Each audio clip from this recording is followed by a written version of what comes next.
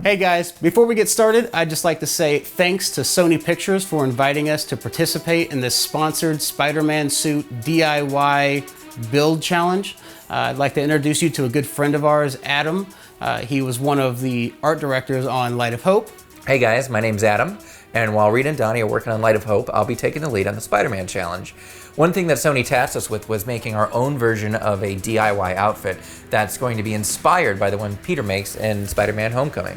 So let's go check it out.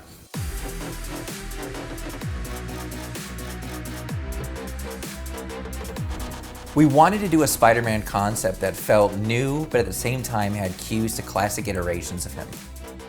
We're repainting MMA combat gear with white acrylic, and then we're gonna go back over that with red spray paint. This will bring out those details for a better distance read. Oh, hey, did I mention the Spider-Man Homecoming movie is coming to theaters this summer on July 7th? 'Cause it is. Now, let's get back to work. Once we wrap up the paint on our body armor, we can move on to the stencil for the costume. After drawing our logo on a poster board, we fold it in half. Then using a box cutter and a metal straight edge, we cut it out, giving us a nice symmetrical spider.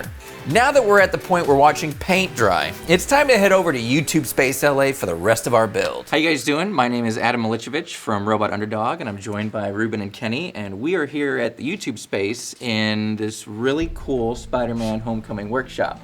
Yeah, it looks like Peter's been busy, so maybe we should get busy as well. Let's get busy. Let's get busy. Let's do it. So Goodwill partnered with Sony to make this project possible, so we wanted to include some Goodwill items in the costume just to make it more authentic. And I remember when I was in high school, I had a pair of red kicks, so why not Spider-Man?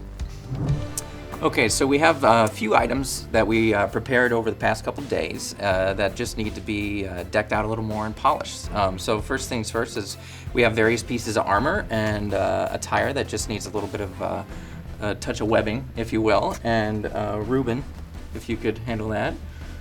Don't be too excited. And then Kenny here is also going to be our Spider-Man model, mainly because he's the only one with a gym membership. But do you want to get suited up and we'll start seeing how this thing looks? Yeah, All right, let's go. Hey, what's up guys? My name is Kenny, aka Gohan. I'm really excited to get to be a part of this because I get to wear Spider-Man costume versus Gohan's costume, and it's gonna be a nice change of pace. Oh, hi. Ruben here. I'm currently putting some webbing on these guards and gloves so that Spider-Man can be all spider-like. Watch me do it. It's been hard coming up with the design that's organic and structurally sensitive to how spiders actually build their webbing. I'm basically going from memory from all the other spiders I've ever seen in my life. And times like this, I wish I had Google.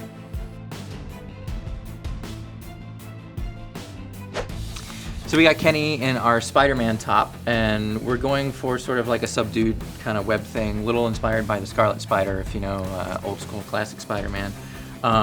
Yeah, so let's get this hood on you, and then Awesome. and then we'll fit you with the forearm guards and the web lock. All right. Cool, man. Oh, this is so cool. All right. Oh, feels good.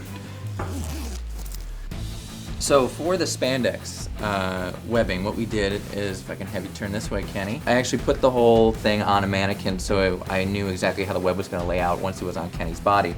Then I used tubes of puffy paint, which all the industry professionals use, and very delicately and in the sun outlined all the webbing and created it along the spandex. This allowed for a faster working time, and I was able to accomplish a lot of detail in a short amount of time.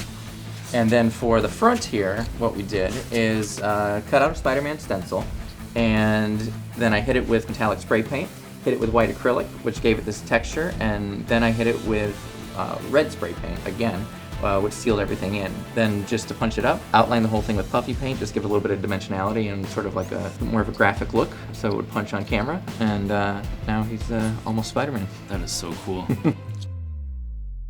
So for Spider-Man's gear, I didn't want anything too manufactured or high-tech, so I wanted to do all found items. So I constructed some web slingers, if you will. So these are going to adhere to a forearm guard, so why don't you go ahead and put this on. Got it. And then another thing we did is just to soup up Spider-Man's glasses and sort of pay a bit of homage to the current one. We have some, I guess, steampunk goggles, and we added some masking lenses to him, and then some extra eyes on the side there, because he's a spider. So go ahead, throw these gloves on. You got it, boss.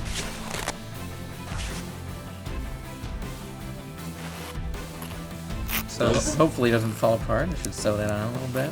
It feels good. It feels good? Yeah, like as a person who does action stuff, I feel very mobile in this. So that's priority number one, right? I'm a superhero. Yeah. You know what? This feels like this might work.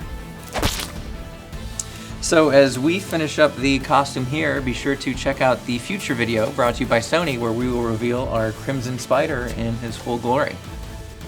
See you soon.